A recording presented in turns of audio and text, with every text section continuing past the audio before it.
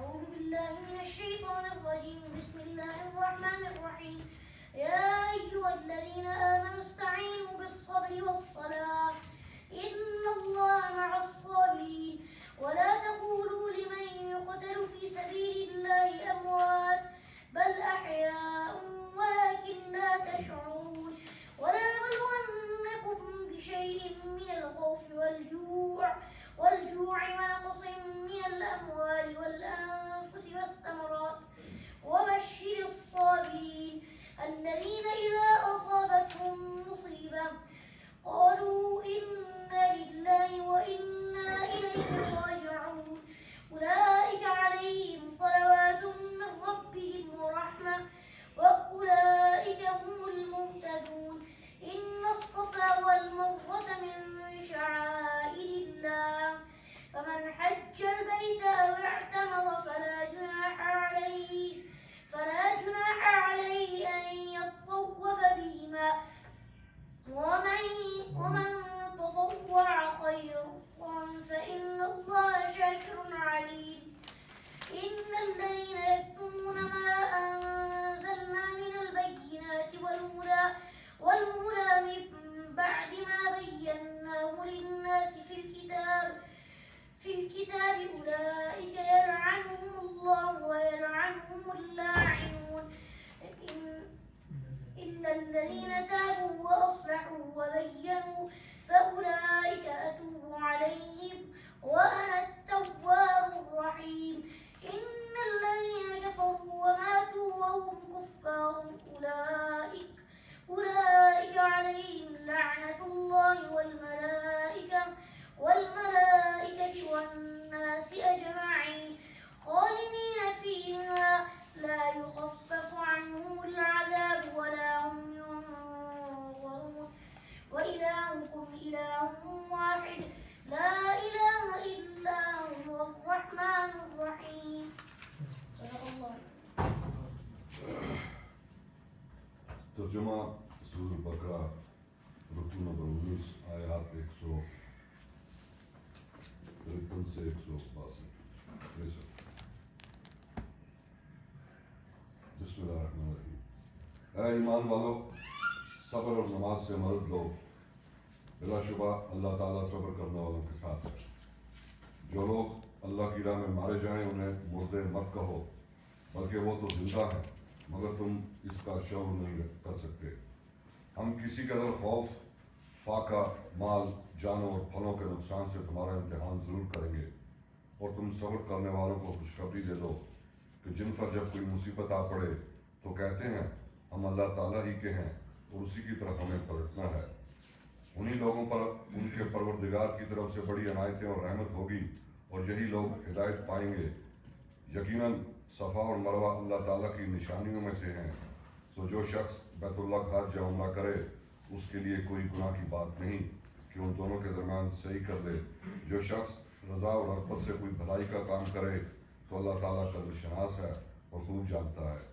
جو لوگ ہماری نازل کی ہوئی روشن تعلیمات اور ہدایات کو کتاب میں انسانوں کے لیے ہماری وضاحت کے بعد بھی چھپاتے ہیں ان پر اللہ تعالیٰ لعنت بھیجتا ہے اور دوسرے تمام لعنت کرنے والے بھی لعنت بھیجتے ہیں.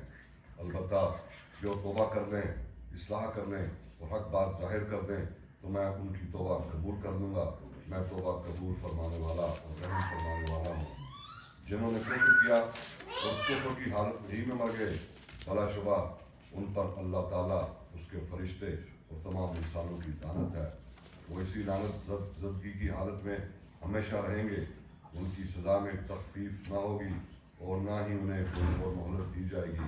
تمہارا اللہ ایک ہی اللہ تعالیٰ ہے، اس کے سوا کوئی عبادت کے لائق نہیں ہے اور وہ بڑا مہربان اور رحم فرمانے والا ہے. صدق اللہ.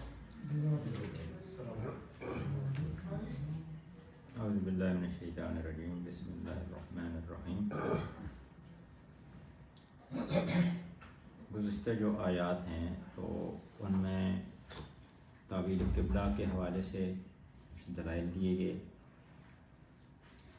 ہمارے قرآن میں لکھا گیا کہ یہ جو پچھلی آیات تھیں جب قبلہ تبدیل ہوا، خانہ کعبہ ہوا، تو مخالفین نے اس پر اعتراض کیا. یہود نے اس اعلان کو اسلام کی جو حقانیت ہے اور نبی صلی اللہ علیہ وسلم کی نبوت ہے اس کے بارے میں شبہ پیدا کرنے کا ذریعہ بنایا کہ اگر یہ لوگ پہلے جو نمازیں پڑھتے تھے بیت المقدس کی طرف پہلے صحیح تھا یا یہ صحیح تھا، تو اس کے بارے میں انہوں نے کہا کہ جو پہلے پڑھتے تھے ٹھیک تھا اور اب ٹھیک نہیں ہے، اور اب ٹھیک ہے تو پہلے والا ٹھیک نہیں ہے، تو شبہات پیدا کیے انہوں نے۔ تو اس کا جواب جو ہے وہ پچھلی آیات کے اندر دیا گیا۔ تو وہ عقلی دلائل تھے، تو وہ کہتے ہیں، مفتی شفیع صاحب یہ کہتے ہیں کہ ایک تو یہ تھا کہ جو پچھلی آیات تھیں ان میں تو اس کا عقلی رد کیا گیا کہ یہ جو ہم نے خانہ کعبہ مقرر کیا ہے، یہ تو ابراہیم علیہ السلام اور اسماعیل علیہ السلام کا قبلہ تو یہی تھا، انہوں نے اس کو بنایا تھا، اور اس سے پہلے یہ پہلا گھر جو ہے یہ تو یہی ہے روئے زمین پر اللہ کا، اور یہ تو بعد میں بیت المقدس تو بعد میں بنا حضرت سلمان علیہ السلام کے دور میں، تو سب جانتے ہیں کہ اصلی گھر تو خانہ کعبہ ہی ہے، تو اس کا رد کیا گیا۔ اور پھر کہا گیا کہ یہ تو اللہ کی مرضی ہے، اللہ ہی کے سارے رخ ہیں، مشرق اور مغرب سب اللہ کا ہے، جدھر وہ حکم دے اسی کی طرف پھرنا ہوگا، تو اس میں کوئی ایسی بات نہیں ہے، اللہ کی مرضی ہے۔ اور بڑی بات اس میں یہ تھی کہ جس سے جو نتیجہ اخذ کیا گیا کہ جو درمیان میں آیت آتی ہے، شہادت حق والی آیت آتی ہے کہ وَكَذَلِكَ جَعَلْنَاكُمْ أُمَّةً وَسَطًا لِتَكُونُوا شُهَدَاءَ عَلَى النَّاسِ وَيَكُونَ الرَّسُولُ عَلَيْكُمْ شَهِيدًا، کہ اصل میں یہ قبلہ کی تبدیلی تو ایک محض علامت کے طور پر ہے، اصل میں تو یہ ہے کہ یہ امامت کا تغیر ہے، کہ وہ جو اس سے پہلے بنی اسرائیل کو دنیا ساری پر فضیلت دی گئی تھی، اور اس کا کام اس کے ذمے یہ لگایا گیا تھا کہ وہ حق کو اپنے عمل سے بھی ظاہر کرے، اپنے قول سے بھی ظاہر کرے، حق کو نافذ کر کے لوگوں کو دکھائے، اور تاکہ کسی کے پاس کوئی دلیل نہ ہو کہ ہمیں تو دکھایا نہیں گیا تھا، یعنی تھیوریٹیکلی بھی اور ڈیمانسٹریشن بھی دے اس کی، تاکہ کوئی وہ جو آخرت میں امتحان ہوگا تو اس میں کوئی یہ نہ کہہ سکے ہمیں تو یہ کسی نے بتایا بھی نہیں تھا، کسی نے دکھایا نہیں تھا۔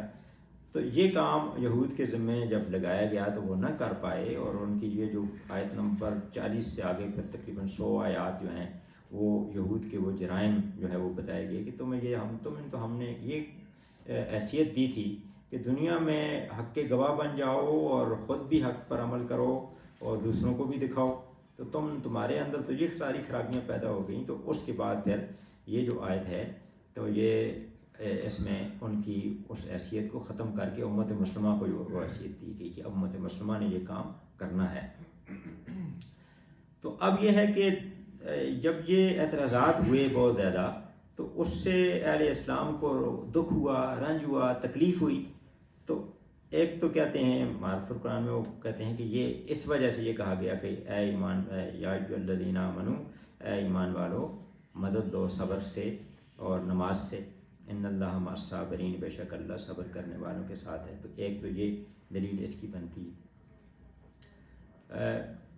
اس میں اب 2-3 مفسرین جو ہیں، سید مودودی اور امین اصلاحی صاحب تدبر القرآن میں لکھتے ہیں، سید مودودی تفہیم القرآن میں لکھتے ہیں کہ یہ اصل میں یہ جو آیات ہیں ان کا تعلق اس بات سے ہے کہ جو منصب امامت امت مسلمہ کو دیا گیا، ایک بہت بڑا کام ہے، یعنی پوری دنیا کی لیڈرشپ دی جا رہی ہے، اور ایک بہت بڑا کام دیا جا رہا ہے کہ دنیا میں جس جگہ بھی اللہ کے سوا کسی کی حکومت چل رہی ہے اس کو ختم کر کے اس کی جگہ اللہ کے دین کو غالب کرنا، تو یہ تو پوری دنیا کے ساتھ جنگ ہے۔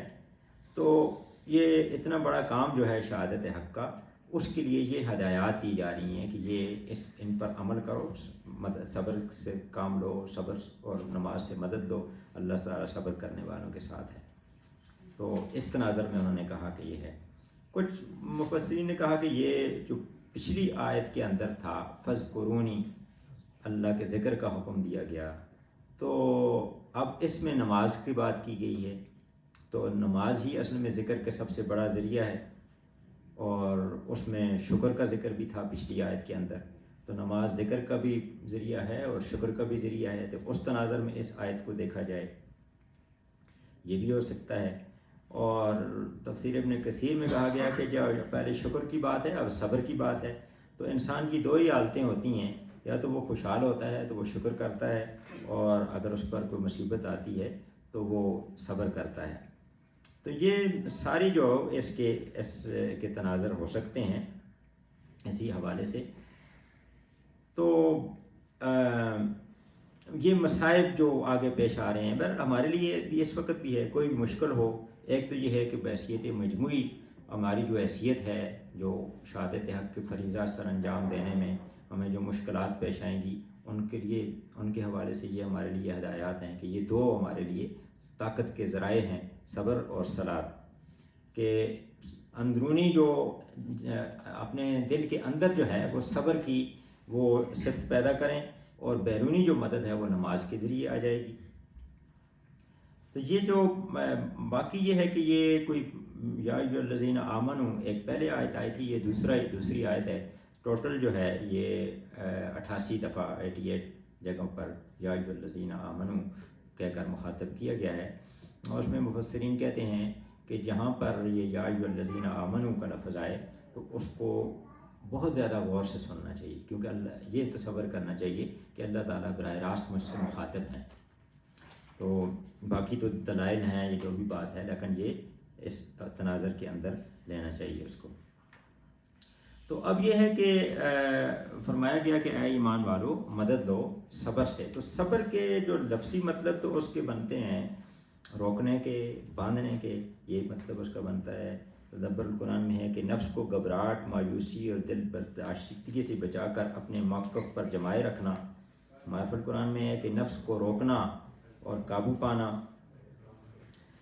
اور 2-3 تفسیر نے اس کے اندر یہ کہا کہ صبر جو ہے اس کے 3 پہلو آتے ہیں.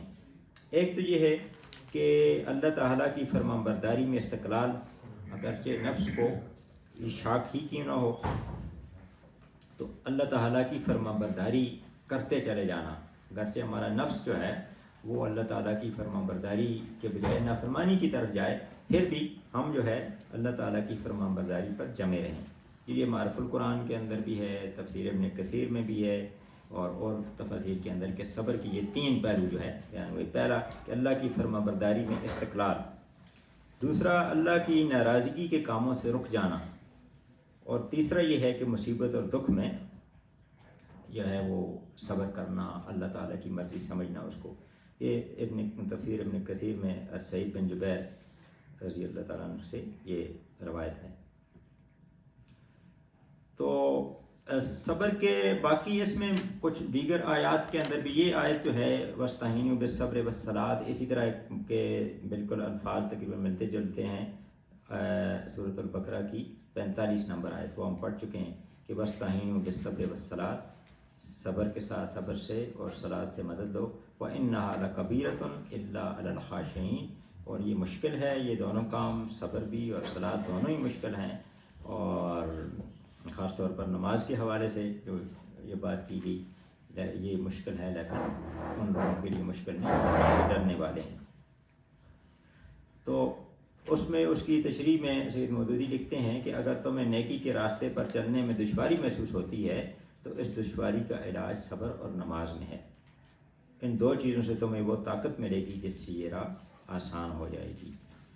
باقی بہت ساری اور جگہوں پر بھی مشہور جو ہے سورۃ العصر کے اندر یہ بات کی گئی کہ نہ صرف یہ ہے کہ صبر کے راستے پر خود چلنا ہے بلکہ اپنے ساتھیوں کو بھی وتواصوا بالحق وتواصوا بالصبر, ان کو صبر کی جو ہے وہ تلقین کرنی چاہیے دوسروں کو. اور سورۃ الدہر کے اندر ہے کہ جو صبر کرنے والے ہیں ان کی جو جزا ہے جنت ہے. اور اس کے اندر جو ہے یہ بڑی تفصیل کے ساتھ سید مودودی نے لکھا کہ صالح اہل ایمان کی پوری زندگی ہی صبر ہے حقیقت میں, کہ یہ ہوش سنبھالنے سے لے کر ایمان لانے کے بعد سے, یا ہوش سنبھالنے سے لے کر یا ایمان لانے کے بعد سے لے کر مرتے دم تک کسی شخص کا اپنی ناجائز خواہشوں کو دبانا یہ بھی صبر ہوگا. اللہ کی باندھی ہوئی حدوں کی پابندی کرنا یہ صبر ہوگا. اللہ کے عائد کردہ فرائض کی پابندی کو بجا لانا, اللہ کی خوشنودی کے لیے اپنا مال, وقت, محنتیں, قوتیں, قابلیتیں, حتیٰ کہ ضرورت پڑنے پر جان تک قربان کر دینا. اور اس لالچ اور ترغیب کو ٹھکرا دینا جو اللہ کی راہ سے ہٹانے کے لیے سامنے آئے، اور اس خطرے اور تکلیف کو برداشت کرنا جو راہ راست پر چلنے میں پیش آئے، اور اس فائدے اور لذت سے دستبردار ہو جانا جو حرام طریقوں سے حاصل ہو، اور ہر اس نقصان اور رنج اور اذیت کو برداشت کر لینا جو حق پرستی کی وجہ سے پہنچے۔ تو یہ وہ کہتے ہیں کہ یہ سب کچھ اللہ کے اس وعدے پر اعتماد کرتے ہوئے کرنا کہ اس نیک رویے کے ثمرات اس دنیا میں نہیں بلکہ مرنے کے بعد دوسری زندگی میں ملیں گے۔ تو یہ ارادے کی وہ مضبوطی ہے اور عزم کی پختگی ہے اور نفس کا وہ انضباط ہے کہ جس سے ایک شخص نفسانی ترغیبات اور بیرونی مشکلات کے مقابلے میں اپنے قلب و ضمیر کے پسند کیے ہوئے راستے پر لگاتار بڑھتا چلا جائے۔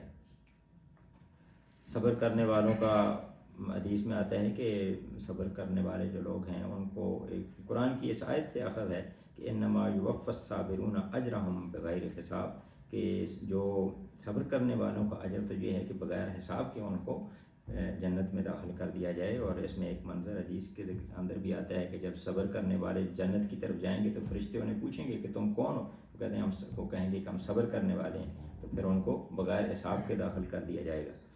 تو قرآن میں صبر کا لفظ کوئی 70 سے زائد جگہوں پر آیا ہے، اور یہ اس لیے اس کی بڑی اہمیت ہے۔ تو صبر کی جو مثالیں ہمیں ملتا ہے کہ نبی کریم صلی اللہ علیہ وسلم کی ساری زندگی وہ جو ہے وہ صبر کی زندگی ہے۔ یہ جو ہم نے جتنا کیا کہ رائے حق پر ثابت قدم رہنا، اللہ کی فرما برداری پر ثابت قدم رہنا، کوئی لالچ اور کوئی خوف جو ہے وہ ہمیں اس سے ہٹا نہ پائے۔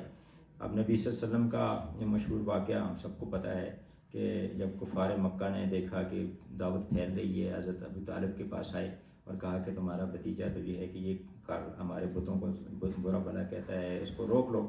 تو حضرت ابو طالب بھی کچھ، چونکہ عمر کافی ہو گئی تھی، کچھ انہوں نے وہ نبی صلی اللہ علیہ وسلم کو کچھ سمجھانے لگ گئے۔ تو نبی صلی اللہ علیہ وسلم نے اب دیکھا کہ یہ بھی شاید جو ہے وہ پیچھے ہٹ رہے ہیں، تو اس موقع پر نبی صلی اللہ علیہ وسلم نے فرمایا کہ اگر میرے ایک ہاتھ پر چاند اور دوسرے پر سورج رکھ دیا جائے پھر بھی میں اس کام کو چھوڑنا نہیں یہاں تک کہ یہ کام میرا مکمل ہو جائے یا میری جان اس پر قربان ہو جائے۔ تو اسی طرح طائف کا جو واقعہ ہے اس میں ہمیں یہ ملتا ہے کہ نبی صلی اللہ علیہ وسلم جو ہے اس پہ صبر کرتے ہیں، اللہ تعالیٰ سے تھوڑا گرہ بھی کرتے ہیں، لیکن پھر فرماتے ہیں کہ اے اللہ اگر تو ناراض نہیں تو مجھے کوئی پرواہ نہیں، تو مجھ پر تیرا غضب نہیں تو مجھے کوئی پرواہ نہیں۔ تو یہ مثال نبی صلی اللہ علیہ وسلم جو ہے وہ ان کی زندگی اور ان کے صحابہ کرام کی زندگی جو ہے وہ ہمیں پتہ چلتی ہے کہ اس سے یہ مولانا محمد علی جوہر کا ایک بڑا خوبصورت شعر بھی ہے کہ توحید تو یہ ہے کہ خدا حشر میں کہہ دے کہ یہ بندہ دو عالم سے خفا میرے لیے ہے، کیا ڈر ہے جو ہو ساری خدائی بھی مخالف، کافی ہے اگر ایک خدا میرے لیے۔ یہ صبر کے جو اس تصور کو واضح کر دیتا ہے۔ دوسری چیز نماز ہے۔ تو نماز جو ہے ظاہر ہے کہ کام جب اللہ کا ہے تو پھر اللہ تعالیٰ سے یہ گفتگو کا ذریعہ ہے، اللہ تعالیٰ سے رابطے کا ذریعہ ہے نماز۔ تو جس کا کام ہے اسی سے ہمیں رابطہ رکھنا چاہیے۔ نماز جو ہے فرض بھی اور نفل بھی۔ نبی کریم صلی اللہ علیہ وسلم کو تو حکم دیا گیا کہ آپ سورۃ المزمل تو ہے ہی تقریباً کافی ساری اسی پر ہے کہ جس میں تہجد کے بارے میں نبی صلی اللہ علیہ وسلم کو بتایا گیا کہ یہ جو تہجد ہے یہ نفس کو زیر کرنے کے جو مشکلات آپ پر آ رہی ہیں، قول ثقیل آپ پر نازل ہو رہا ہے، اس کے تقاضوں کو پورا کرنے میں یہ جو رات کی نماز ہے یہ آپ کے کام آئے گی۔ تو اس لیے اس سے یہ بات واضح ہوتی ہے کہ نماز جو ہے وہ نہ صرف فرض بلکہ نفل کا اہتمام بھی کرنا چاہیے، اور یہ بھی ہمیں طاقت دے گی، ہماری قوت کا ذریعہ بنے گی۔ اور نبی کریم صلی اللہ علیہ وسلم کا اپنا طرز عمل یہی تھا کہ جب کوئی مشکل پیش آتی تھی، جب کوئی مسئلہ پیش آ جاتا تو فوراً وہ نماز کے لیے کھڑے ہو جاتے تھے، اللہ تعالیٰ سے رابطہ کرتے تھے۔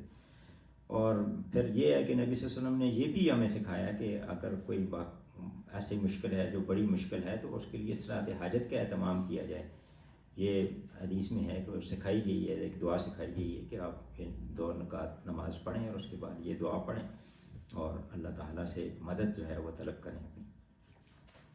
تو یہ بہرحال اہل ایمان کو بتایا گیا کہ آپ جو ہے یہ جو آپ کے ذمے جو کام لگایا گیا ایک بہت بڑا کام ہے، تو اس میں صبر اور نماز سے مدد لیں، بے شک اللہ تعالیٰ صبر کرنے والوں کے ساتھ ہے۔ تو یہ ہے وہ انعام کہ جو صبر کے نتیجے میں ملے گا اور نماز کے نتیجے میں ملے گا کہ اللہ کی معیت، صبر کرنے والوں کے ساتھ اللہ تعالیٰ ہے۔ تو جب اللہ کے کام کرنے والوں کو یہ احساس ہو جائے کہ اللہ تعالیٰ ہمارے ساتھ ہے تو پھر ظاہر ہے کہ پھر تو طاقت مل جاتی ہے، اور پھر تو انسان یہ سوچنے لگ جائے. جب یہ ہے کہ جب نبی کریم صلی اللہ علیہ وسلم غار ثور میں تھے تو حضرت ابوبکر صدیق رضی اللہ تعالیٰ عنہ فکر مند ہو رہے تھے کہ ان کے تو وہ کفار جو پیچھے آئے تھے ان کے پاؤں بھی نظر آ رہے تھے، لیکن اس موقع پر نبی صلی اللہ علیہ وسلم کا اس پہ یقین تھا کہ اللہ تعالیٰ ہمارے ساتھ ہے. انہوں نے فرمایا کہ غم نہ کرو، اللہ تعالیٰ ہمارے ساتھ ہے. تو یہ جو تصور ہے وہ اگر مضبوط ہو جائے تو انسان یہ اقامت دین کا جو کام ہے یہ اس کے لیے اس کے راستے میں آنے والی ہر مشکل کا مقابلہ کر پاتا ہے. اور اب یہ ہے کہ اسی راستے میں جب یہ حق اور باطل کی کشمکش ہوتی ہے تو اس میں پھر جان بھی جاتی ہے، شہید بھی ہوتے ہیں. اور صحابہ کرام رضوان اللہ تعالیٰ اجمعین ان کی زندگی شاید ہے کہ انہوں نے اللہ کے راستے میں جانیں بھی قربان کی. تو ان کے بارے میں پھر کہا گیا کہ یعنی یہ صبر کی جو اعلیٰ ترین صفت ہے، جس طرح ہم نے کہا کہ اگر ضرورت پڑے صبر کی جو ہے انتہا جو ہے وہ یہ ہے کہ اللہ کے راستے میں ضرورت پڑے تو جان بھی قربان کر دی جائے. تو اس کے بارے میں کہا گیا کہ وَلَا تَقُولُوا لِمَنْ يُقْتَلُ فِي سَبِيلِ اللَّهِ أَمْوَاتٌ، کہ جو اللہ کے راستے میں قتل کر دیے جائیں ان کو مردہ نہ کہو، وہ زندہ ہیں بلکہ تمہیں شعور نہیں ہے. تو تفہیم القرآن میں لکھتے ہیں سید مودودی کہ موت کا لفظ اور اس کا تصور انسان کے ذہن پر ایک ہمت شکن اثر ڈالتا ہے. یعنی مسلمانوں کو کہا گیا کہ آپ ان کو شہید کہا کریں، مردہ نہ کہیں، کیونکہ جب وہ یہ کہیں گے کہ یہ مر گیا تو پھر وہ ایسا لگتا ہے کہ جیسے زندگی ختم ہو گئی. لیکن مومن کے لیے تو یہ زندگی ختم نہیں ہوتی بلکہ یہ ایک نئی زندگی کا آغاز ہوتا ہے. وہ جو کہا گیا کہ موت کو سمجھے ہیں غافل اختتام زندگی ہے یہ شام زندگی صبح دوام زندگی، تو ایک نئی زندگی کا آغاز ہوتا ہے. تو اس کے بارے میں کہا گیا کہ وہاں تو وہ زندہ ہیں. اور ایک قرآن کی دوسری آیت ہے سورۃ آل عمران کی آیت نمبر 169 کہ ان کو وَلَا تَحْسَبَنَّ الَّذِينَ قُتِلُوا فِي سَبِيلِ اللَّهِ أَمْوَاتًا، کہ جو اللہ کے راستے میں قتل کر دیے جائیں ان کو مردہ نہ سمجھو، بل احیاء عند ربهم یرزقون، وہ زندہ ہیں اور اپنے رب کے پاس رزق پا رہے ہیں. تفسیر ابن کثیر میں لکھا گیا ہے، صحیح مسلم کی ایک روایت آئی ہے کہ شہیدوں کی روحیں سبز پرندوں کی کالب میں جنت میں جس جگہ چاہتی ہیں وہ چلتی چگتی پھرتی ہیں اور پھر ان کندیلوں پر آ کر بیٹھ جاتی ہیں جو عرش کے نیچے لٹک گئی ہیں. تو اللہ تعالیٰ ان سے پوچھے گا کہ تمہاری کوئی خواہش ہے، تو وہ کہیں گے کہ ہماری خواہش تو یہی ہے کہ ہم دنیا میں پھر جائیں اور جہاد کریں اور شہید ہو جائیں. تو اللہ تعالیٰ فرمائیں گے کہ یہ تو نہیں ہو سکتا.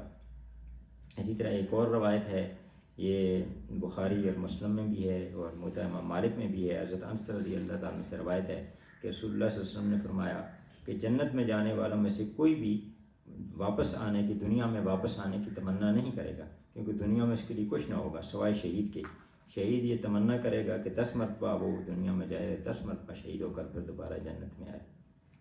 تو اس لیے کہا گیا کہ شہداء کو جو ہے وہ مردہ نہ کہو. اور یہ سید قطب شہید لکھتے ہیں فی ظلال قرآن میں کہ عملی طور پر بھی یہ کہا گیا کہ جو شہداء ہیں ان کو غسل نہیں دینا، کیونکہ غسل تو مردہ کو دیا جاتا ہے. اور اسی طرح ان کے جو جس لباس میں شہید ہوئے ہیں اسی میں دفن کریں ان کو، کیونکہ جو دنیا کا لباس ہے اسی کے اندر دفن کریں، کہ یہ ظاہر کرتا ہے کہ وہ مردہ نہیں ہے، وہ زندہ ہیں. تو حقیقت میں یہی ہے کہ جو اللہ کے راستے میں جان دیتا ہے، سید مودودی کہتے ہیں کہ وہ حقیقت میں حیات جاوداں پاتا ہے. یہ تصور مطابق واقعہ بھی ہے اور اس سے روح شجاعت بھی تازہ ہوتی اور تازہ رہتی ہے. اور پھر یہ بات کی گئی کہ جان جانا اور جان تو اللہ کے راستے میں قربان کرنا وہ تو ایک آخری مرحلہ ہے، لیکن اس کے علاوہ بھی یہ جو آپ کے امت مسلمہ کے ذمے جو کام لگایا گیا تو پوری دنیا کے ساتھ کشمکش ہے. یعنی باطل کا اقتدار جس جگہ بھی ہے اس کو ختم کر کے اس کی جگہ اللہ کا اقتدار قائم کرنا ہے. شہادت حق تو تبھی اسی صورت میں ہو سکتی ہے کہ اقتدار جو ہے اللہ کے پاس ہو. تو یہ تو بہت بڑی کشمکش ہے. تو اس کے راستے میں وَلَنَبْلُوَنَّكُمْ بِشَيْءٍ مِّنَ الْخَوْفِ وَالْجُوعِ وَنَقْصٍ مِّنَ الْأَمْوَالِ وَالْأَنفُسِ وَالثَّمَرَاتِ. یہ ساری آزمائشوں کو سمرائز کر دیا گیا جو مشکلات پیش آ سکتی ہیں. اس میں خوف بھی ہے، دشمنوں کے حملے اور ہجوم کا اندیشہ ہو سکتا ہے، خوف ہے. قریش اور یہود اکٹھے ہو گئے تھے پیچھے یہود تھے، آگے قریش تھے. کئی دفعہ پھر ایسے ہوا کہ دونوں کی طرف سے حملے کا خطرہ اس وقت یہ تھا. لیکن یہ ہے وَلَنَبْلُوَنَّكُمْ بِشَيْءٍ مِّنَ الْخَوْفِ، یعنی یہ بھی بتایا گیا کہ بشیء کا مطلب ہے کہ کسی قدر. تو کسی قدر یعنی آپ کی یہ چیزیں، یہ آزمائشیں ساری ہوں گی تو ضرور، لیکن یہ ہے کہ یہ اتنی ہوں گی کہ جتنے آپ برداشت کر سکیں اور عزیمت کے ساتھ آپ ان کا مقابلہ کر سکیں. لہٰذا دل شکستہ ہونے کے بجائے ڈٹ کر ان کا مقابلہ کریں. تو خوف بھی ہے، جو بھی ہے، بھوک بھی پیش آئے گی، کیونکہ اس وقت جو معاشی مشکلات بھی پیش آ رہی تھیں. اور خاص طور پر یہ ہے کہ دنیا کی جو تجارت ہے، معیشت ہے اس وقت، اس وہاں پر وہ قریش یا یہود کے قبضے میں تھی. تو ان کی طرف سے ظاہر ہے کہ بہت ساری مشکلات پیش آ رہی تھیں. اور پھر اموال اور انفس، یہ مال اور جان، یہ اس کا نقصان. جان کی بات تو پچھلی آیت کے اندر آ بھی گئی. تو جہاد میں یہی دونوں چیزیں وسیلہ ہوتی ہیں انسان کے لیے، کو مال بھی ضرورت ہوتا ہے اور جان کی قربانی بھی دینی پڑتی ہے. پھر ثمرات میں یہ ہے کہ اس وقت کھجور، یہی بڑی، وہاں کے مدینہ کے اندر تو بڑی جو ہے وہ ذریعہ آمدن کھجور ہی تھی. اور ایسا ہوا بھی کہ جو کئی غزوات میں جانے کے وقت یہ ہے کہ عین اس وقت کھجوریں پکنے کا وقت تھا، اور سارے لوگ یہ سوچ رہے تھے کہ ابھی تو کھجوریں اتارنے کا وقت ہے. تو اب جب جہاد میں جانے کا حکم آ گیا تو ظاہر ہے کہ وہ نقصان وہ بھی ہوا کہ وہ ضائع ہو گیا جو پکا ہوا پھل ہے. تو یہ ساری مشکلات آئیں گی. تو یہ صرف سمبل ہے، باقی یہ ہے کہ کوئی بھی مشکل آ سکتی ہے. یعنی یہ کہا گیا کہ یہ ساری چیزیں جو ہیں تمہیں آزمائش کریں گے تاکہ پتہ چلے کہ کون جو کھرا ہے اور کون کھوٹا ہے اللہ کے راستے میں جو کام آنے والا ہے. تو یہ سارے نقصانات اور یہ ساری چیزیں ہوں گی. اب اس حالت میں پھر وہ صبر کی بات کی گئی کہ جو صبر کے راستے پر چلے گا، بشر الصابرین، صبر کرنے والوں کے لیے اللہ کی طرف سے بشارت ہے. ان سارے نقصانات کو اللہ کی خاطر برداشت کرنا اور ہنسی خوشی برداشت کرنا، یہ ہے کہ اگر وہ اس راستے پر چلیں گے تو پھر ان کے لیے بشارت ہے.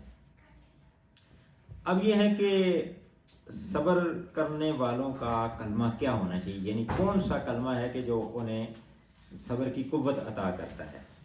تو وہ اس کے بارے میں بتایا گیا اگلی آیت میں کہ الذین اذا اصابتہم مصیبہ، جب ان پر مصیبت آتی ہے تو قالوا انا للہ و انا الیہ راجعون. تو یہ کہ ہم اللہ ہی کے ہیں اور اللہ ہی کی طرف ہم نے لوٹ کے جانا ہے. آج کل تو یہ ہے کہ یہ ہم نے صرف انا للہ و انا الیہ راجعون صرف موت کی خبر کے لیے اس کو مخصوص کیا ہوا ہے. حالانکہ نبی کریم صلی اللہ علیہ وسلم کا طرز عمل یہ تھا کہ کوئی بھی نقصان ہو تو وہ اس پر یہ پڑھا کرتے تھے. ایک رات نبی صلی اللہ علیہ وسلم کے گھر میں چراغ گل ہو گیا تو نبی صلی اللہ علیہ وسلم نے پڑھا انا للہ و انا الیہ راجعون. تو حضرت عائشہ صدیقہ رضی اللہ عنہ نے پوچھا کہ یا رسول اللہ وسلم یہ بھی مصیبت ہے؟ تو فرمایا کہ ہاں، جو چیز باعث قلب ہو اور اس کو دل سے کچھ تعلق ہو اس کا جاتا رہنا مصیبت ہے. اسی طرح ایک بار نبی کریم صلی اللہ علیہ وسلم کی جوتی کا تسمہ ٹوٹ گیا، اس موقع پر بھی نبی کریم صلی اللہ علیہ وسلم نے انا للہ و انا الیہ راجعون پڑھا اور فرمایا کہ یہ مصیبت ہے.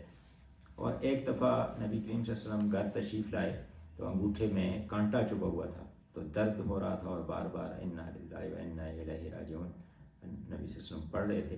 تو اس کا مطلب یہ ہے کہ یہ کلمہ جو ہے اگر صحیح طرح ہم اس کو سوچ سمجھ کر اس کے الفاظ اور مفہوم کو سمجھ کر پڑھیں گے تو یہ ہمیں قوت عطا کرے گا. یہ تفہیم القرآن میں سید مودودی لکھتے ہیں کہ کہنے سے مراد صرف زبان سے یہ الفاظ کہنا نہیں ہے، بلکہ دل سے اس بات کا قائل ہونا ہے کہ ہم اللہ ہی کے ہیں. اس لیے اللہ کی راہ میں ہماری جو چیز بھی قربان ہوئی وہ گویا ٹھیک اپنے مصرف میں صرف ہوئی. جس کی چیز تھی اسی کے کام آ گئی. یہ ایک شعر بھی ہے نا، جان دی ہوئی اسی کی تھی، حق تو یہ ہے کہ حق ادا نہ ہوا. تو اور یہ کہ اللہ ہی کی طرف ہمیں پلٹنا ہے، یعنی بہرحال ہمیشہ اس دنیا میں رہنا نہیں ہے. تو اب جب رہنا نہیں ہے تو پھر یہ اس کے تو نقصانات بھی عارضی ہیں، تکلیف بھی عارضی ہے. تو پھر یہ ختم ہونے والی ہے تو پھر غم کیسا؟ جب آدمی کو یہ پتہ ہو کہ یہ تکلیف تھوڑی دیر کی ہے تو پھر اس کو وہ برداشت کر لیتا ہے. اور جب کوئی سب کچھ اللہ ہی کا ہے تو پھر رنج کس بات کا؟ اسی نے دیا تھا اور اسی نے لے لیا جو بھی نقصان ہوا. تو اور آخر کار دیر یا سویر جانا تو اللہ ہی کے پاس ہے. کیوں نہ اس کی راہ میں جان لڑا کر اس کے حضور حاضر ہوں. اس سے لاکھ درجہ بہتر ہے کہ ہم اپنے نفس کی پرورش میں لگے رہیں اور اسی حالت میں اپنے موت کے وقت پر کسی بیماری یا حادثے کے شکار ہو جائیں. تو یہ ہے کہ پھر یہ بھی یہ کلمہ ہمیں یہ بتاتا ہے کہ جو پچھلی آیت ہے ان اللہ مع الصابرین، بشارت یہ بشر الصابرین، تو کہ یہ جو صبر کریں گے تو اس کا اجر بھی ملے گا. یعنی یہ ہے کہ جب آدمی کو یہ پتہ چلے کہ یہ نقصان جو ہو رہا ہے اس کے بدلے میں اس سے بہتر ملے گا تو پھر نقصان جو ہے وہ برداشت کرنا اس کے لیے آسان ہو جاتا ہے. حضرت عبداللہ ابن عمر رضی اللہ تعالیٰ عنہ فرماتے ہیں کہ 4 عادتیں جس میں جمع ہو جائیں اس کے لیے جنت میں گھر بنے گا کہ سب کاموں میں اللہ سے التجا کرنا، دوسری ہر مصیبت میں انا للہ و انا الیہ راجعون پڑھنا، تیسرا ہر نعمت الہی پر الحمدللہ کہنا، اور چوتھا ہے کہ ہر گناہ پر استغفر اللہ کہنا یعنی استغفار کرنا. تو یہ 4 خاصیتیں جس کے لیے ہوں گی اس کو جنت میں جگہ ملے گی. تو اب آگے جو ہے وہ ان صبر کرنے والوں کا جو ہے ان کا جو اجر بھی بتا دیا گیا. اولئک علیہم صلوات من ربہم ورحمہ واولئک هم المہتدون. تو ایک یہ ہے کہ ان پر صلات جو ہے یہ لفظی مطلب تو اس کا کسی چیز کی طرف بڑھنا ہوتا ہے، اس لیے نماز کے لیے بھی لفظ استعمال ہوتا ہے کہ اس میں اپنے اللہ تعالیٰ اپنے اللہ کی طرف بڑھتا ہے. تو اسی طرح یہ لفظ جو ہے التفات اور توجہ کے لیے بھی آتا ہے جو اللہ تعالیٰ اپنے بندوں کی طرف فرماتا ہے. تو یہ یہاں پر ایک تو یہ بات کی گئی کہ صلوات من ربہم، اللہ کی عنایات ہوں گی ان لوگوں پر، نوازشات ہوں گی، اور دوسری بات رحمہ، اللہ کی رحمت بھی ہوگی، اور تیسری بات یہ ہے کہ اولئک هم المہتدون، یہی ہدایت یافتہ افراد قرار پائیں گے. تو یہ یعنی 3 صلوات، رحمت اور ہدایت، یہ 3 جو ہے انعام بیان کیے گئے. تو یہاں تک یہ آیات جو ہیں یہ ہمیں جو ہمارے ذمے جو کام لگایا گیا شہادت حق کا، اقامت دین کا، تو اس کام کے حوالے سے کیا چیز ہمیں مدد دے گی اس کے حوالے سے یہ ہدایات ہیں. آگے چونکہ اب قبلہ جو ہے وہ تبدیل ہو گیا تھا، خانہ کعبہ کو قبلہ قرار دے دیا گیا، تو اب یہ ایک غلط فہمی پیدا ہو رہی تھی کہ یہ جو صفا اور مروہ کے درمیان جو صحیح ہے دوڑنا ہے تو یہ کیا مشرکین کی ایجاد ہے یا ان کا طرز عمل ہے یا ہمیں کرنا چاہیے. تو صورتحال اصل میں یہ تھی کہ صفا اور مروہ تو ہم اکثر جانتے ہیں اور دیکھی بھی ہیں کہ 2 پہاڑیاں ہیں اور ان کے درمیان دوڑنا جو ہے وہ حج اور عمرہ کے اندر جو ہے وہ ان کے اندر حاجی دوڑتے ہیں. تو ہوا یہ کہ شروع میں ابراہیم علیہ السلام کو جب حج سکھایا گیا تو اس کے اندر تو اس کی صحیح موجود تھی. آغاز تو بہرحال اس کا یہی ہوا تھا کہ حضرت ہاجرہ علیہ السلام جو تھیں وہ جب اسماعیل علیہ السلام کو پیاس لگی اور ان کو پانی وہاں پر نہیں تھا تو وہ اس پانی کی تلاش میں دوڑی یہاں سے صفا اور مروہ کے درمیان، اور جب وہ وہاں سے نیچے والا ایریا آتا ہے تو وہاں سے وہ دوڑتی تھیں تاکہ جب بچہ جو ہے نظروں سے اوجھل نہ ہو جائے. تو اس لیے آج بھی یہی ہوا ہے کہ ویسے تو چلتے ہیں اور اس جگہ پہ دوڑنے کا حکم ہے کہ تیز چلنے کی بات ہے اس میں. تو ابراہیم علیہ السلام کو جب جو ہے کہ سکھایا گیا تو اس وقت تو اس کی صحیح تھی اس کے اندر. بعد میں یہ ہوا کہ مشرکین نے اس پر صفا پر ایک بت جو ہے اساف کے نام سے اور مروہ پر ایک دوسرا بت ہے نائلہ، اس کو وہاں پر نصب کر دیا اور پھر اس کا طواف شروع ہو گیا. ان کے درمیان دوڑتے بھی تھے اور ان کا طواف بھی کرتے تھے. بعض مفسرین نے کہا کہ یہ 2 ایک مرد اور ایک عورت تھے اور انہوں نے بدکاری کا ارتکاب کیا خانہ کعبہ کے پاس اور یہ جو ہے وہ پتھر کے بت بن گئے. اور پہلے تو ان کو خانہ کعبہ کے پاس رکھ دیا گیا کہ تاکہ لوگ عبرت پکڑیں، اور بعد میں جب بت پرستی زیادہ جو زور پکڑی تو وہ ان کو صفا اور مروہ کے اوپر رکھ دیا گیا.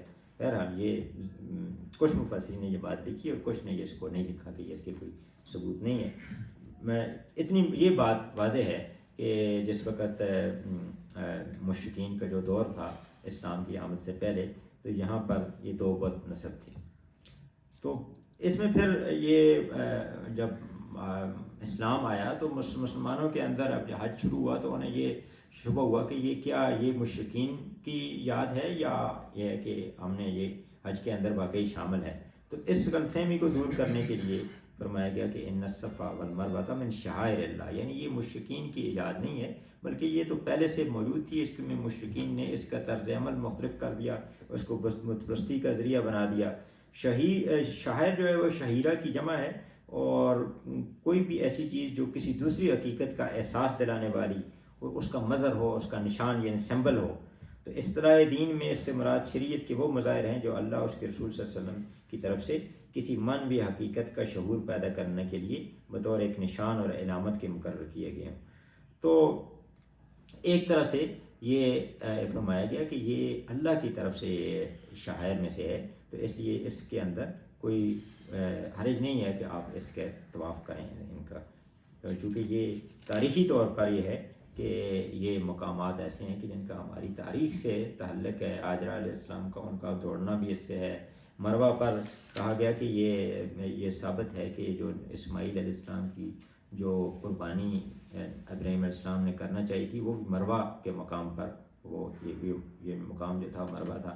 تو یہ تو اللہ کے شاعر ہیں، یعنی یہاں پر تو اسماعیل علیہ السلام، ابراہیم علیہ السلام اور اسماعیل علیہ السلام کی اس قربانی کی یاد تازہ ہوتی ہے، یہاں پر تو وہ اس خاتون کی یاد تازہ ہوتی ہے جو اللہ کی خاطر، جس نے یعنی جو اللہ کے حکم پر اس کا شوہر اس کو اکیلا چھوڑ کے چلا گیا تھا ایک بچے کے ساتھ، اور اس بچے کی محبت میں وہ پانی کی تلاش میں وہ پھر رہی تھی، یہ اس کی یاد تازہ ہوتی ہے۔ تو یہ تو شاعر اللہ ہے، اللہ کے شاعر ہیں، تو اس لیے یہاں پر کوئی طواف میں کوئی حرج نہیں ہے۔ تو یہ اس غلط فہمی کو دور کرنے کے لیے یہ بات کی گئی، اور پھر آگے یہ بھی کہا گیا کہ ومن تطوع خیرا فإن اللہ شاکر علیم، کہ جو برضا اور رغبت کوئی برائی کا کام کرے گا اللہ کو اس کا علم ہے اور وہ اس کی قدر کرنے والا ہے۔ تطوع سے مراد یہ ہوتا ہے کہ کسی فرض سے سبکدوش ہونے کے بعد اللہ کی خوشنودی اور اس کا تقرب حاصل کرنے کے لیے مزید نیکی کرنا، یعنی نفلی نیکی اس کو آپ کہہ سکتے ہیں، کہ ایک جس طرح حج فرض ہے تو مزید حج وہ کرے گا تو وہ اس کے اندر تطوع کے اندر آ جائے گا۔ اور یا یہ ہے کہ 7 جو ہے وہ وہاں پر 7 مرتبہ صحیح لازمی ہے، تو کوئی 8ویں دفعہ بھی کر لے تو یہ اس کے اندر آ جائے گا۔ تو فلا جناح کا جو ہے وہ لفظ اس لیے آ گیا کہ اس کے اندر اس صحیح کے جو ہے اس کے اندر کوئی قباحت نہیں ہے، اور جو زیادہ کرے تو اس میں بھی کوئی جو ہے وہ اللہ تعالیٰ جو ہے وہ اس کو اجر دینے والا ہے۔ اس میں ایک روایت بھی بیان کی گئی کہ حضرت عروہ بن زبیر رضی اللہ تعالیٰ عنہ نے حضرت عائشہ صدیقہ رضی اللہ عنہ سے پوچھا کہ اس آیت سے تو ایسا معلوم ہوتا ہے کہ طواف نہ کرنے میں بھی کوئی حرج نہیں، تو انہوں نے کہا کہ بھتیجے تم سمجھے نہیں ہیں، اگر ایسی بات ہوتی تو لکھا ہوتا کہ ان لا یطوف بہما ہوتا، تو اس کی یہ بات نہیں ہے، بلکہ اس میں یہ جو پچھلی ہم نے بات کی ہے اس کی بنیادی جو ہے اس کی وجہ یہ ہے کہ جو مومنین کے دل میں تھوڑی سی کراہت تھی اس کو دور کرنے کے لیے کہا گیا کہ یہ اللہ کے شاعر ہیں، یہاں پر جو صحیح کرنا کوئی اس میں حرج نہیں ہے۔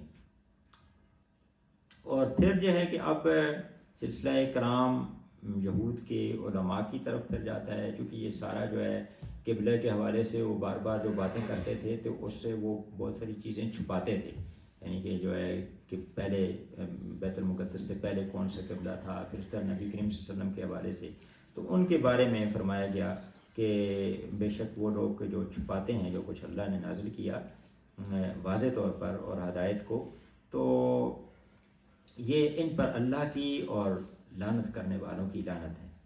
تو اس میں کہا گیا کہ یہ علماء یہود جو تھے، ایک تو انہوں نے جو حق کو محدود کر دیا تھا، یعنی جو علم جو تھا تورات کا تو اس کو انہوں نے عام لوگوں سے چھپایا ہوا تھا، بلکہ اس کو محدود کر دیا تھا اپنے آپ تک، یعنی اگر تو آج بھی اگر ہم یہ ہے کہ کچھ لوگ اپنے آپ تک علم کو محدود رکھیں گے تو وہ بھی اسی کے اندر آئیں گے، دوسروں کو نہیں بتائیں گے۔ اور پھر یہ ہے کہ اس کے بعد پھر جب گمراہی زیادہ آگے بڑھی تو انہوں نے یہ ہے کہ جو بھی ضلالت اور بدعت جو آتی تھی جو ان کے اپنے اندر ہوتی تھی اس کو بھی وہ سند جواز دے دیتے تھے، تو اس طرح جو حق ہے اس کو چھپاتے تھے اور باطل کو عام کرتے تھے۔ تو اصل میں تو ان کے حوالے سے بات کی گئی، لیکن اس آیت سے جو بات اخذ کی ہے مفسرین نے، انہوں نے کہا کہ یہ آج بھی اگر ہم یہ کام کریں گے، یعنی اللہ کی نازل کردہ تعلیمات کو دوسروں تک پہنچائیں گے نہیں، تو ہم اسی آیت کی گرفت کے اندر آ سکتے ہیں. تو اس لیے یہ ہے کہ ہمیں جو کچھ بھی پتہ ہو، دین کا علم پتہ ہو، اس کو دوسروں تک ہر وقت پہنچانے کی کوشش کرتے رہنا چاہیے.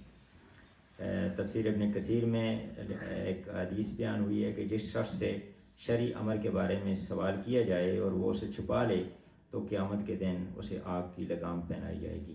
حضرت ابو ہریرہ اور حضرت عمر بن العاص رضی اللہ تعالیٰ عنہ سے یہ روایت ہے، ابن ماجہ کی روایت ہے. یہ حضرت ابو ہریرہ رضی اللہ عنہ سے ایک اور روایت ہے یہاں پر کہ اگر یہ آیت نہ ہوتی تو میں ایک حدیث بھی بیان نہ کرتا. تو اس سے معرف القرآن میں جو مفتی محمد شفیع صاحب نے جو لکھا ہے کہ اس کا عنوان جو انہوں نے لکھا ہے کہ علم دین کا اظہار اور پھیلانا واجب اور اس کا چھپانا سخت حرام ہے. یہ ان کی تفسیر میں یہ ہیڈنگ ان کا یہ ہے. تو اس لیے ہمیں یہ ہے کہ جس فرد کے پاس جو بھی علم ہو قرآن و سنت کا، اسے دوسروں تک اسے پہنچاتے رہنا چاہیے. تو اس میں اس کے حوالے سے ایک اور آیت کا حوالہ بھی دیا گیا کہ براہ راست تو یہ علماء یہود کے حوالے سے ہے، اور یہ سورۃ البقرہ کی جو آیت پیچھے ہم نے پڑھی ہے کہ وہ لوگ کہ جن کو ہم نے الذین آتیناہم الکتاب یعرفونہ کما یعرفون ابناءہم وان فریقا منہم لیکتمون الحق وہم یعلمون، کہ وہ اس کو چھپاتے ہیں جو اللہ کی نازل کردہ تعلیمات ہیں اور وہ جانتے بھی ہیں. اب یہ ہے کہ ان کے بارے میں یہ کہا گیا کہ یہ اب ان میں سے الا الذین تابوا واصلحوا وبینوا فاولئک، تو یہ وہ لوگ ہیں کہ اگر اب یہاں پر 3 باتیں کی گئیں کہ اگر وہ اس طرز عمل سے باز آ جائیں، تابو توبہ کر لیں، تو کہا گیا کہ اس سے یہ عہد کیا گیا ہے کہ اب بھی توبہ کے یہی 3 بنیادی شرائط ہوں گی. پہلی بات یہ کہ الا الذین تابوا، توبہ کرنا یعنی گناہ اور غلطی کا احساس اور اعتراف کرنا، آئندہ کسی چیز کو، آئندہ جو ہم گناہ کر رہے ہیں اس کو ترک کرنے کا تہیہ کرنا، ندامت اور شرمندگی. دوسری بات اصلاح کرنا، گناہ اور خرابی سے جو پیدا شدہ برائیاں ہیں ان کی درستگی کرنا. اور تیسرا یہ ہے کہ جس معاملے میں ان کو کہا گیا کہ جن امور حق کو وہ چھپا کر اجروں کے مرتکب ہوئے تھے انہیں بیان کرنا، یعنی جو کام پہلے نہیں کر رہے تھے اب کرنا. اس میں یہی بتایا گیا کہ جس طرح کوئی آدمی کوئی نماز نہیں پڑھتا تو اب وہ توبہ کرے گا تو پہلے اسے ندامت اور شرمندگی ہونی چاہیے، اس کے بعد اسے اپنی اصلاح کرنی چاہیے، اور پھر اب نماز کو باقاعدگی کے ساتھ اسے پڑھتے چلے جانا چاہیے. اور آگے یہ فرمایا گیا کہ ان الذین کفروا وماتوا وهم کفار اولئک علیہم لعنۃ اللہ والملائکۃ والناس اجمعین، کہ جن لوگوں نے کفر کیا اور وہ اسی حالت میں مر گئے تو ان پر اللہ کی، فرشتوں کی اور سارے انسانوں کی لعنت ہے. تفہیم القرآن میں اس کے بارے میں بڑی تفصیلاً بات کی گئی کہ کفر کے انہوں نے 6 جو ہے وہ مدارج بیان کیے. پہلا انہوں نے کہا کہ کفر کے اصلی معنی تو چھپانا ہے، اور اسی سے انکار کا مفہوم پیدا ہوا، یعنی کہ جو حقیقت ہے اس کو چھپا دینا اور جو حقیقت نہیں ہے اس کو تسلیم کر لینا. تو ایک تو کفر یہ ہے کہ انسان سرے سے اللہ کو مانے ہی نہ، اس کے اقتدار اعلیٰ کو تسلیم ہی نہ کرے. دوسرا یہ ہے کہ اللہ کو مانے لیکن اس کے احکام اور ہدایات کے واحد منبع یعنی اس کی جو کتابیں ہیں ان کو نہ مانے. تیسرا یہ ہے کہ اصولاً اس بات کو تسلیم کر لے کہ اسے اللہ کی ہدایت پر چلنا چاہیے، مگر اللہ اپنی ہدایات اور اپنے احکام پہنچانے کے لیے جن پیغمبروں کو واسطہ بناتا ہے انہیں تسلیم نہ کرے، یعنی لا الہ الا اللہ تو کہے لیکن محمد رسول اللہ نہ کہے.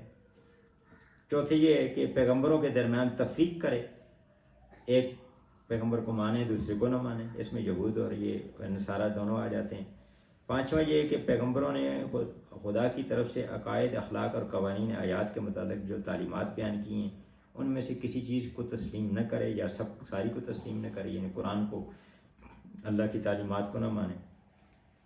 چھٹا یہ بھی ہے کہ نظریے کے طور پر تو سب چیزوں کو مان لے مگر عملاً احکام الہی کی دانستہ نافرمانی کرے، اس نافرمانی پر اصرار کرتا رہے، اور دنیوی زندگی میں اپنی رویے کی بنا اطاعت پر نہیں بلکہ نافرمانی پر رکھے. اس کے علاوہ یہ ہے کہ یہ نسبتاً یہ کم جو شدت کے ساتھ یہ لفظ کفران نعمت کے معنوں میں بھی آتا ہے، یعنی اللہ تعالیٰ کی جو نعمتیں ہیں ان کا ہم حق ادا نہ کریں، تو کفران نعمت کے محسن کا احسان ہی نہ مانیں اور اسے اپنی قابلیت یا کسی غیر کی عنایت یا سفارش کا ذریعہ سمجھیں، یعنی کسی اور کا سمجھے کہ اس نے یہ دیا ہے. جس طرح ہے کئی لوگ پیران دتا نام رکھ لیتے ہیں، تو اب یہ ظاہر ہے کہ یہ تو اللہ کی ہو گئی نا فرمانی ہوگی اس میں، کہ دیا تو اللہ نے ہے اور تو یہ بھی اسی کے اندر آ جائے گا. اس کے احسانات کے باوجود اس کے ساتھ غدر اور بے وفائی کرے تو اس کو بھی وہ کہتے ہیں کہ یہ جو کفر ہے اس کو ہماری زبان میں عموماً نمک حرامی، غداری، نہ شکرا پان اس کے معنوں میں بھی آتا ہے. تو ان سب کفر کی ان ساری صورتوں سے ہمیں بچتے رہنا چاہیے، اور اگر یہ اسی حالت میں موت آ جاتی ہے تو پھر وہ ہمیشہ رہیں گے اور ان سے عذاب جو ہے وہ کم نہیں کیا جائے گا اور انہیں دوسری کوئی مہلت بھی نہیں دی جائے گی. اور آخر میں پھر یہ توحید پر یہ بات ختم ہوتی ہے، وَإِلَٰهُكُمْ إِلَٰهٌ وَاحِدٌ، تمہارا خدا ایک ہی خدا ہے، لا الہ الا هو الرحمن الرحیم، اس رحمان الرحیم کے سوا کوئی اور خدا نہیں ہے. یعنی اس میں جو بات کی گئی جو یہود ہیں اور دیگر جو مشرکین ہیں وہ اللہ تعالیٰ کی قہر کی صفت کو زیادہ نمایاں کرتے تھے، اور رحم اور رحمت کی جو صفت ہے ان کے اندر اس کا جو ہے وہ ذکر کم ملتا تھا. تو اللہ کی جو قہر کی صفت ہے، قہار ہونے کی صفت، اس کو زیادہ نمایاں کرنے کی صورت میں یہ ہوا کہ اس کو وہ دنیا کے بادشاہوں کی طرح سمجھنے لگ گئے کہ وہ اللہ تعالیٰ کوئی رحمان رحیم تو نہیں ہے، تو کسی دوسرے کے توسط سے ہم اس تک پہنچ سکتے ہیں وسیلے کی. تو وہ پھر اس وجہ سے وہ ان کے اندر یہ ساری چیزیں خرابیاں اس کے اندر آ گئیں. بت پرستی بھی اسی وجہ سے شروع ہوئی، اور جو بنی اسرائیل کے اندر جو اپنی نسلیت بھی، یعنی کہ ہماری نسل کا جو بندہ ہے وہ اللہ کے پاس پہنچ سکتا ہے، وہ پیدا ہوا. تو اس آیت کے اندر اللہ کے رحمان الرحیم ہونے کی صفت کو ہے اس کو واضح کیا گیا تاکہ لوگ جو ہے اللہ کی رحمت سے مایوس نہ ہوں اور اللہ کی اطاعت اور بندگی کے راستے پر چلیں. اللہ تعالیٰ نے توفیق